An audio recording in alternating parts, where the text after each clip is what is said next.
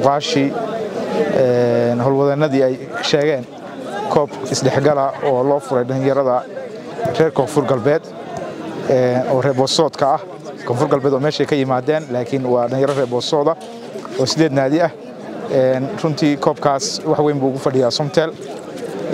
Somtel macaamiisheedu way badan tahay way kala duwan tahay qolo walba waxay rabtaa inay maaragtay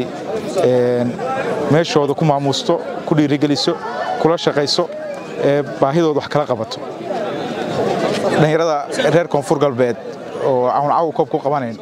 ama guud ahaan bulshada Booso ku nool ee ka timi Koonfur Galbeed waa macaamiisha ugu ballaaran oo ugu badan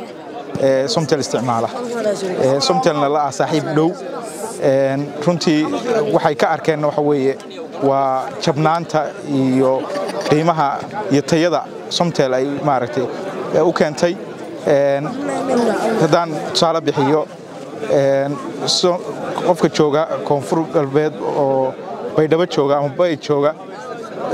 wuxuu Boosaaso qofka jooga ay ku wada hadlaan maalintii 0.1 qof Booso jooga hadduu 0.1 maalintii ku shubto mobilkiisa 4 saac bay wada hadlayaan inay ka go'aan lacagtaas sidoo kale bishii waxay ku wada hadlayaan $1 qofka reer Koonfur Galbeed inta badan waxa lagu sheegay inay dad dantooda yaqaana meesha dan ugu jirto inta badan maaragtay raaca dantooda ka arkeen Somtel inay tahay meel qiimo jaban bisha haddii $1 ku shubtaan bisha dhan Koonfur Galbeed dadkooda joogay oo heeladii iyo qaraabadii iyo asxaabtii Koonfur Galbeed kaga maqnay waxay kula hadlayaan $1 bishana kula hadlayaan taas waxay keentay in Somtel iyo reer Koonfur Galbeed ay asxaab dhow noqdaan macaamiisha reer Somtel reer Koonfur Galbeed ee Somtel ku xirana ay aad u badato waagu mahadcelinaynaa waxaan rabnaa intaana uga sii dhawaadaan reer Koonfur Galbeed Somtelna mar walba waxay diyaar u la tahay inay maaragtay